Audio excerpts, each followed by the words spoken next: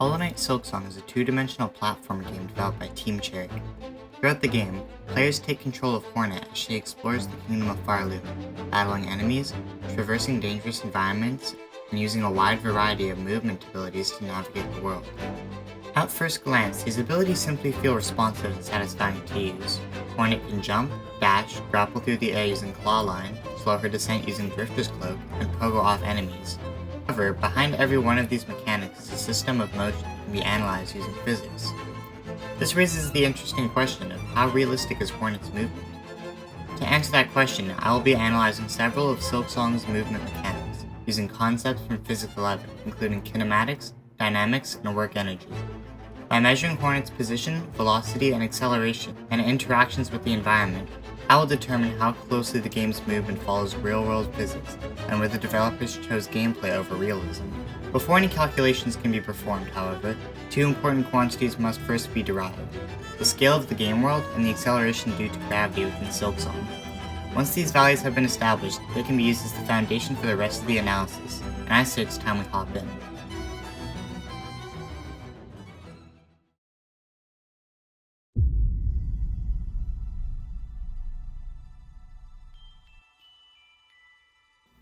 Right now, I'm playing a modded version of the game, which normally wouldn't mean anything if it weren't for one mod, the debug mod.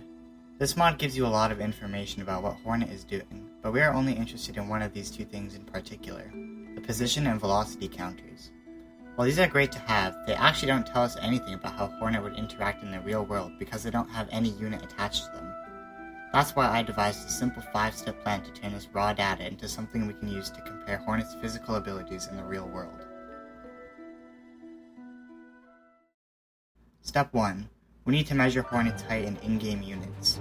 To do this, I'm going to ride an elevator up, and using the specific spot as a reference point in the background, I'm going to measure Hornet's height by subtracting the position of her feet from her head. The position of her head was 10.771100 units, and the position of her feet was 7.567865 units. From this, we know that Hornet is roughly 3.20 in-game units tall. Step 2. We need a real-world reference object to compare Hornet's height to.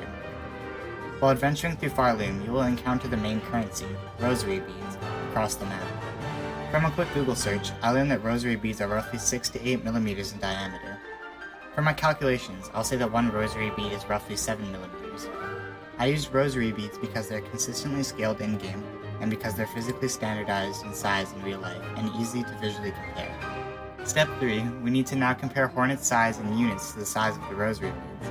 To do this, I took screenshots of Hornet and rosary beads and found a background image so I could compare the sprites. This is Hornet, and this is our rosary beads. By stacking rosary beads upon itself, I estimated that Hornet is roughly 9.33 rosary beads tall. Step 4. Now we need to convert Hornet's height in beads into meters. To do this, we multiply Hornet's height of 9.33 rosary beads by the conversion factor of one rosary bead being equal to 7 millimeters, which we convert to 0.007 meters. Step 5. With all this established, we can now create a scale to go between the world of Firelune and real life. To do this, we divide Hornet's height in meters by her height in units to find that one unit is equal to 0.02039 meters. With this scale established, we have created a coherent physical model for the world of Firelune. And now that every position, velocity, and distance in the game can be converted to real-world units, it's finally time to begin analyzing Hornet's movement.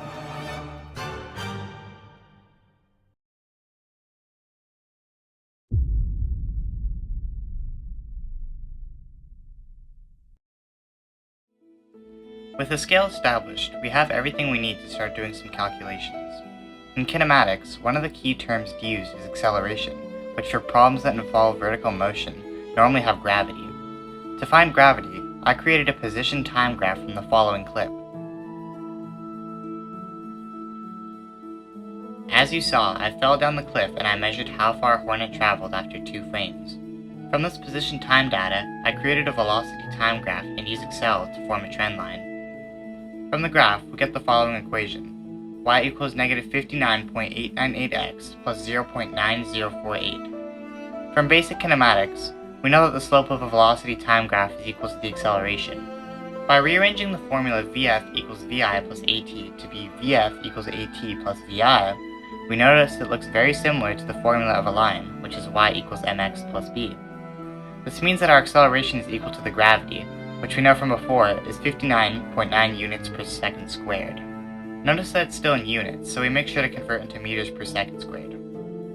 To do this, we bring back our trusty conversion factor and we multiply to find that Farlum's gravity is equal to 1.22 meters per second squared. When comparing this to Earth's gravity, we see that Farlum has 12.4% of the Earth's gravity, and Farlum's gravity is even lower than that of the Moon. Now, with gravity established, we can actually begin analyzing Hornet's motion.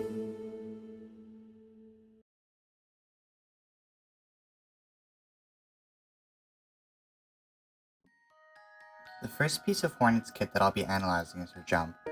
This is what Hornet's jump looks like in-game. To begin, we'll begin with the standard kinematic setup, and then we'll collect our information. Since Hornet will stop midair before beginning her descent, we can say her final velocity will be 0 units per second. To find Hornet's displacement, I took the difference from her max height and the ground to find her jump height, which ended up being 5.50 units. We determined gravity earlier to be negative 59.9 units per second squared, so we can use that for the acceleration. We now have enough information to find Hornet's initial velocity when she jumped. To do this, we'll use the formula Vf squared equals Vi squared plus 2AD. After rearranging and plugging in, we see Hornet's initial velocity is 25.67 units per second. But using our conversion factor, we can see she jumped at 0.523 meters per second. We can also convert her 5.50 units into meters, finding that Hornet jumped around 10 centimeters. Hornet is 2.57 inches tall, which is 6.53 centimeters, meaning Hornet can jump 1.5 times her height, which is pretty impressive. Next, I'm going to analyze Hornet's dash. This is what it looks like. My initial plan was to analyze Hornet's startup acceleration. However, Hornet accelerates instantly to a speed of 28 units per second, so instead I decided to analyze Hornet's deceleration from 28 units per second to the speed of 15.5 units per second, and then her deceleration from there to 0. We'll start by defining left as positive, and bring back our kinematic setup. For her initial deceleration to 17.5 units per second, we will fill in the two velocities that we know. We are still missing one piece of information, so we can calculate our displacement by subtracting Hornet's initial position from her final position. This ends up being 4.32 units. With these, we can use the previous formula, but instead of rearranging for initial velocity, we're going to rearrange for acceleration. Plugging in what we have, we find that Hornet decelerates at a speed of 55.3 meters per second squared. Converting to meters, we find Hornet decelerated at 1.13 meters per second squared. We use the same setup to find Hornet's deceleration from her constant speed of 17.5 until she stops. Again, we find Hornet's displacement by finding the last frame where her velocity is 17.5 units per second, and then the frame where she stops moving, and then we subtract those two positions. This ends up being 1.72 units. Using the same formula, rearranging and solving, we find Hornet's deceleration now to be 89 units per second squared, and after quickly converting, we see her deceleration is 1.81 meters per second squared.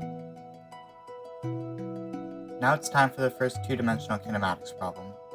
We see Hornet running at a constant speed of 17.5 meters per second, running horizontally off a cliff. We are going to solve for Hornet's impact velocity and her distance from the cliff. We use an XY chart now since we have motion in two places. To find the range, we need the time. Since Hornet is only moving horizontally off the cliff, she had no initial vertical velocity. Then we use gravity as 59.9 units per second squared, and I found the height of the drop from subtracting the height of the top from the bottom. The cliff was 26 units tall. Now we use displacement formula and we cancel out VIT and rearrange to solve for the time, finding the time is plus or minus the square root of 2d over a. This ends up being 0.93 seconds. With the time determined, we can now find Hornet's range by multiplying time by her horizontal velocity. This yielded 16.3 units, which after converting became 0.33 meters. Now moving on to Hornet's impact velocity. We begin by adding the vectors of Hornet's final velocity and her horizontal velocity. Since we don't know Vf yet, we can use the formula Vf equals Vi plus At to quickly find it. We see that Hornet's final velocity is 55.7 units per second. Now to find Hornet's impact velocity, we use the Pythagorean theorem to find that the impact velocity is plus or minus the square root of her final velocity plus her horizontal velocity. After plugging in our values, I determined Hornet's final velocity to be 55.8 units per second. To find Hornet's angle of impact, I took the arctangent of her horizontal velocity and divided it by her final velocity. After computing the values, we find that Hornet's impact angle is about 17.4 degrees from vertical. We convert our impact velocity into meters, which yielded 1.2 meters per second. This gives us the final answer that Hornet impacted at 1.2 meters per second at 17 degrees to the vertical. Next, I'll be analyzing the Drifter's Cloak and its effect on Hornet as she uses it while falling. I measured from the in-game velocity counter, and I determined that Hornet has a terminal velocity of negative 31.2 units per second. You may notice that our answer from the cliff problem had a higher value than negative 31.2 units per second. I only realized that after I started this problem, so realistically Hornet only impacted the ground at negative 31.2 units per second, which would be lower than 1.2 when to be converted. That's my bad. Back to the Drifter's Cloak, I then measured Hornet's terminal velocity while using the cloak and found it to be negative 6 units per second. From these two values, we can see how big of a difference the cloak makes in Hornet's fall. We use terminal velocity minus terminal velocity cloak divided by the terminal velocity multiplied by 100 to find that the Drifter's Cloak reduces Hornet's vertical motion by a staggering 81%. Next, I'm going to analyze what I call the braking phase of the Drifter's Cloak, which is the initial slowdown. I found her displacement from terminal velocity to when the cloak activates to be 2.425990 units. For some reason, Hornet's velocity reaches 0.5 at the end of the braking phase, which doesn't make any sense unless the cloak can magically lift Hornet up a little bit. We use this and her terminal velocity and the displacement we found before to find her deceleration. We use Vf squared equals Vi squared plus 2AD and we rearrange to solve for the acceleration. This yielded Hornet's deceleration to be 200.6 units per second squared. We of course convert to meters, finding her deceleration in meters to be 4.1 meters per second squared. The next stage of the Drifter's Cloak I'll be analyzing is her acceleration downwards after braking to when she reaches terminal velocity on the cloak. First I found the displacement, which ended up being 2.726 units. Returning to our 1D kinematic setup, we fill in our 0.5 units per second as the initial velocity, and our cloak terminal velocity of negative 6 units per second as the final velocity, and the displacement we just calculated. Using the same formula as previously and rearranging to solve for the acceleration, we find Hornet's acceleration to be 6.56 units per second squared. We obviously convert to meters, finding her acceleration to be 0.134 meters per second squared. The second last thing I'll be analyzing is Hornet's claw line. This one required a bit more data collection. We start by finding Hornet's initial position in the air upon using claw line. It ended up being these ugly numbers. We repeat for the final position and it ended up being these ugly numbers. With her initial and final positions, we can find her displacement in both directions. We see Hornet moved a distance of 10.73788 units. However, she did not have any vertical displacement, meaning Hornet stayed perfectly vertical and only moved horizontally. From analyzing the gameplay, I found Hornet's initial horizontal velocity to be 70 units per second. I found Hornet stayed in the air for 14 frames, before which she began to fall. We convert 14 frames to seconds by multiplying the frame rate of the game, which was 60 frames per second. This yielded a time of 0.2333 seconds. With this data, we can find Hornet's average velocity during the entirety of the horizontal movement, not including when she falls.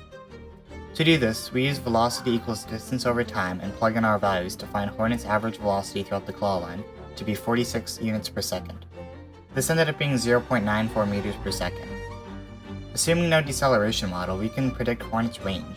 To do this, we use the same formula before and rearrange to solve for d. Plugging in our values, we expect Hornet to travel 16.33 units, or 0.333 meters. Now, we can see how much displacement loss Hornet had throughout the usage of claw line.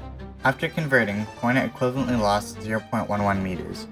Now from this, we can find the efficiency of Hornet's motion. We use the formula efficiency equals output over input, multiplied by 100. We use 70 units per second as the input and the average velocity as the output.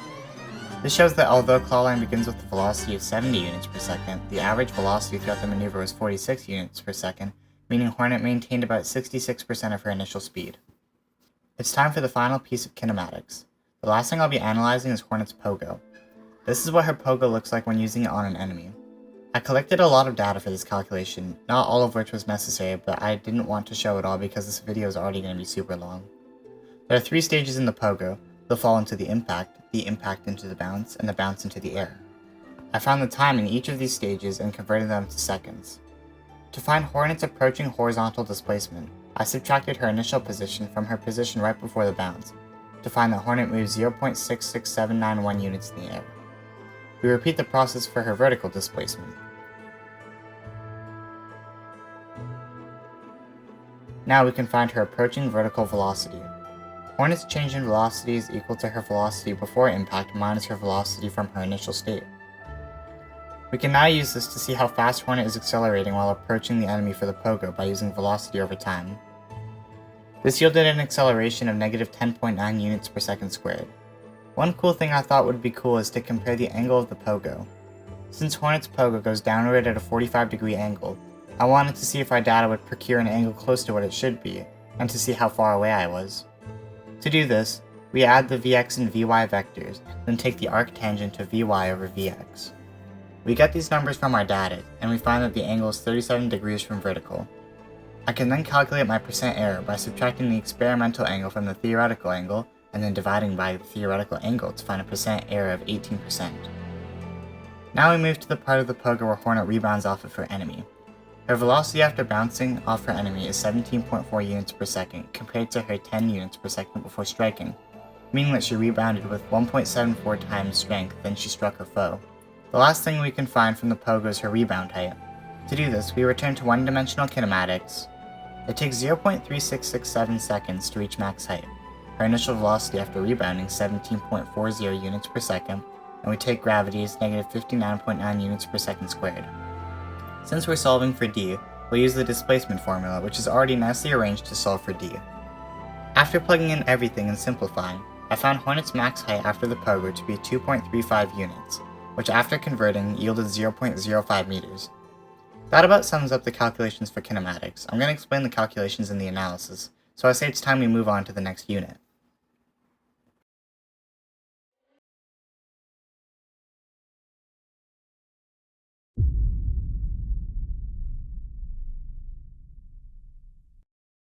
It was around this point in the project where I started to worry because I knew there was one major roadblock when regarding dynamics. Dynamics is the study of forces. However, according to Newton's second law, force is dependent on two major factors, mass and acceleration. As you know, we can calculate acceleration easily, but mass is another story. Video games don't really use mass in their code, usually just velocities. So instead of giving up, I decided to try finding Hornet's mass myself, and this is where things get a little unhinged.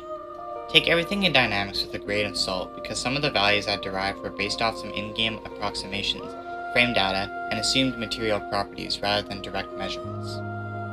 To find Hornet's mass, I used a work energy approach by analyzing Hornet's dash attack breaking a vine wall. The clip looked like this. I treated the wall as a physical object with measurable strength and estimated its material properties using real-world values for wood-like tensile strength. By measuring the distance over which the wall breaks and comparing it to Hornet's impact speed, I was able to calculate the work done during the collision. From this, I rearranged the work energy theorem to isolate mass, giving me an estimated value for Hornet's mass that I used throughout the rest of my dynamics calculations. Here's how it looked. We take Hornet's initial and final positions to find the displacement and her impact speed when hitting the wall. We use work equals force times distance, but we replace force with the lowercase Greek letter sigma multiplied by a. This is because force equals lowercase sigma, which is material strength times the cross-sectional area. This means that work becomes material strength times cross-sectional area times distance.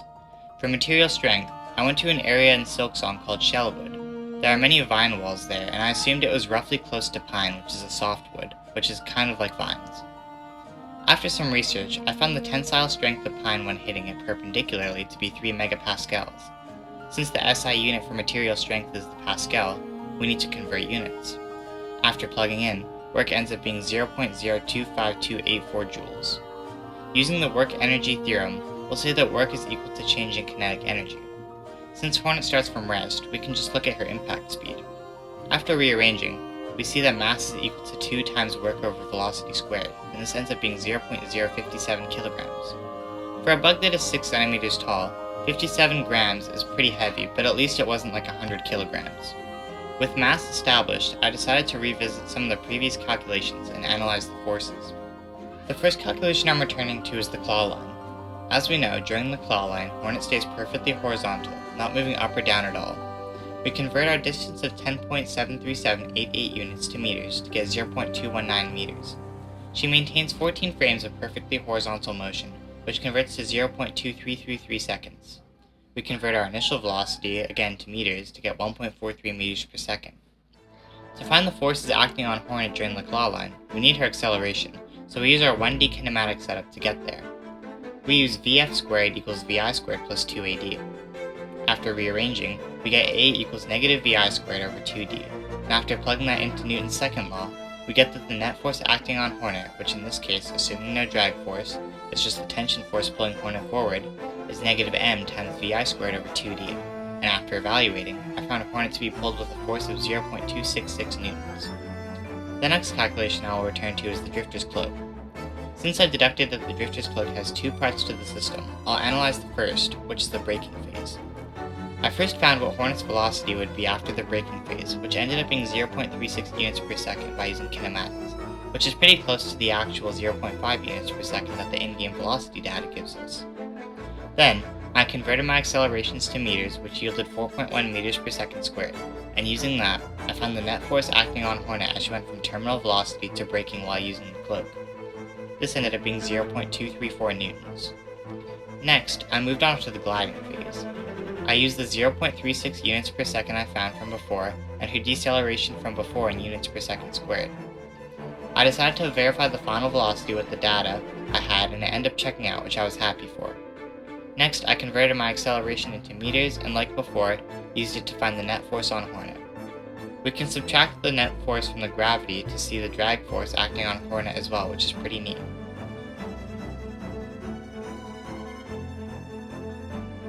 There's two more problems for dynamics, and then it's over.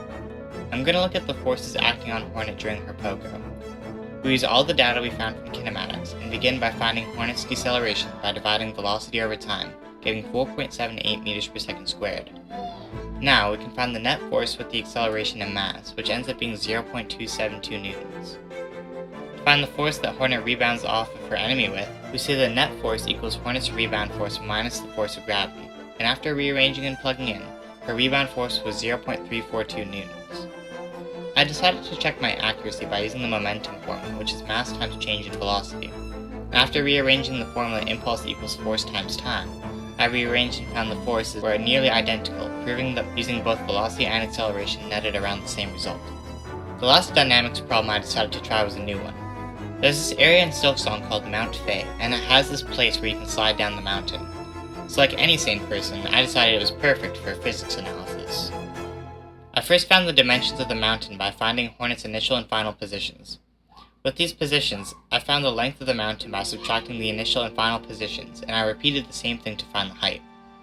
I then used these measurements to find what the angle of the slope of the mountain was by taking the arctangent of the height over the length. This yielded an angle of 38.3 degrees above the horizontal. I decided it was best to draw a free body diagram of the forces acting on Hornet. I assumed there was no friction force in this diagram. We then used Newton's second law. This gives Fg parallel equals ma, and after rewriting Fg parallel, mass cancels out and we get the acceleration is gravity times the sine.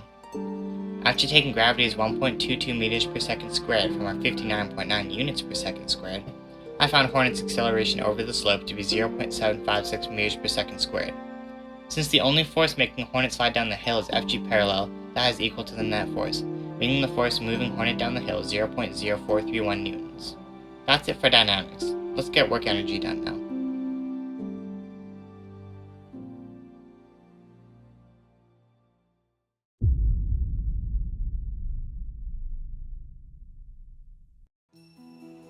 It's time for the final major section of this project.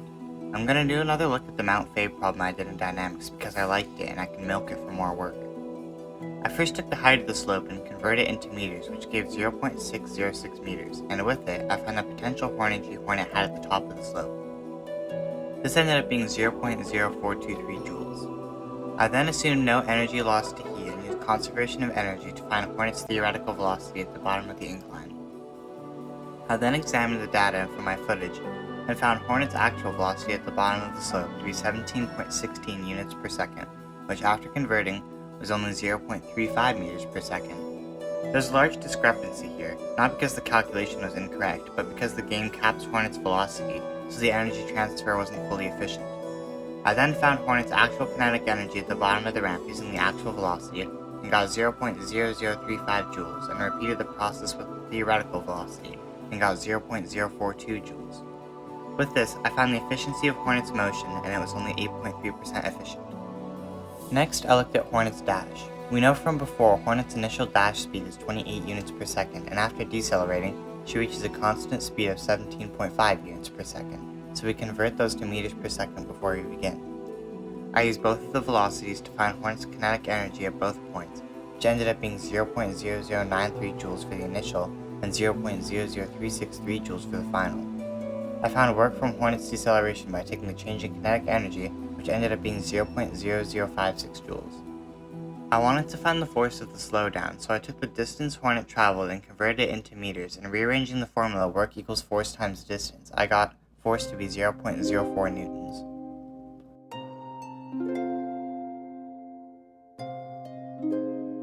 Next, I analyzed Hornet falling. I started by finding her vertical displacement, which was 0.18 meters, and used it to find potential energy. After finding potential energy, I used conservation of energy to find Hornet's theoretical velocity. After rearranging for v, I got 0.66 meters per second. With her theoretical velocity, I found her theoretical kinetic energy, and it checked out with the potential energy, which is good. In this clip, Hornet had just reached terminal velocity before impacting, so she shouldn't have lost too much energy.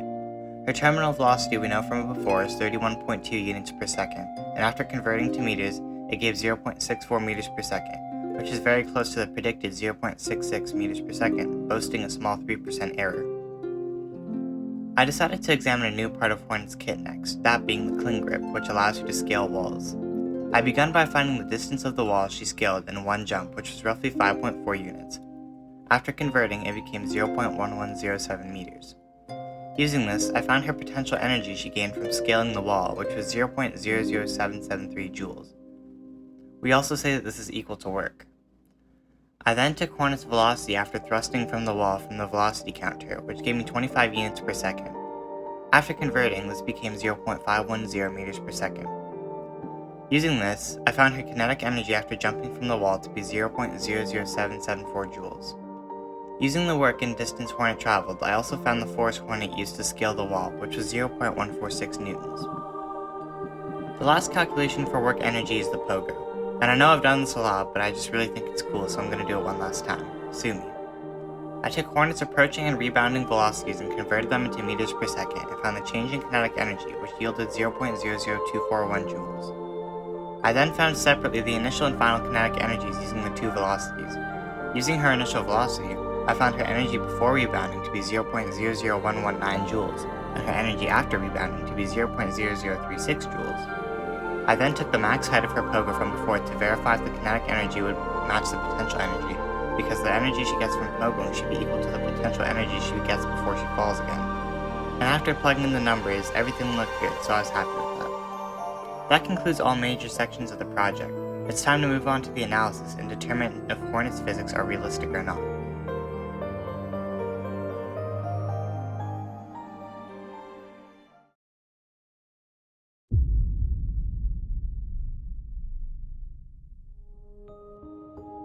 After spending way too many hours staring at frame data, velocity counters, spreadsheets, and Hornet repeatedly launching herself in 100 different ways, I think I can finally answer the original question of how realistic are Silksong's physics? The short answer is surprisingly realistic. Before any of the physics could even begin, I first had to solve a problem that most physics labs never have to deal with. Silksong doesn't use meters. In order to apply real-world equations, I had to create a scale of the game by estimating Hornet's height and converting in-game units to physical distances. That conversion fact became the foundation of every calculation that followed, allowing me to convert velocities, accelerations, forces, and energies, literally everything, into real-world units. Looking back, creating the scale was one of the most memorable and important parts of the entire project, because without it, Silksong's physics cannot be really converted to real-world physics. Throughout the project, many of Hornet's movements followed the same equations used to describe motion in the real world. Her jump, cliff fall, dash deceleration, claw line movement, and even her rebound after a pogo could all be analyzed using standard kinematics equations. In many cases, the value predicted by physics were extremely close to the values measured in-game. One of the best examples was Hornet's fall. Using conservation of energy, I predicted the impact velocity to be 0.66 meters per second, while the actual measured velocity was 0.64 meters per second, resulting in only a 3% difference. Similarly, the energy calculations for Hornet's pogo accurately predicted the height she would reach after rebounding, showing that the motion after collision followed standard projectile motion. The dynamics section revealed a similar trend. Once I established an estimated mass for Hornet, Newton's second law could be used to analyze many of her abilities. The claw line, drifter's cloak, pogo, and even sliding down Mount Faye could all be explained using forces and acceleration. Although exact values should be treated cautiously due to the assumptions required to estimate Hornet's mass, the overall behavior remained consistent with physical principles. However, the project also revealed where Silksong intentionally departs from realism in favor of gameplay. The most obvious example was terminal velocity. During my cliff calculation, the predicted impact speed exceeded Hornet's actual falling speed because the game imposes a maximum velocity limit. Similar limitations appeared during the Mount Faye analysis, where conservation of energy predicted a much higher speed than Hornet had actually reached. This wasn't because the physics were wrong, it was because the game deliberately restricts Hornet's movement to maintain balance and playability. Other mechanics actively inject energies into the systems. Hornet's dash instantly accelerates her to a speed of 28 units per second, and the pogo mechanic causes her to rebound with more kinetic energy than she had before impact.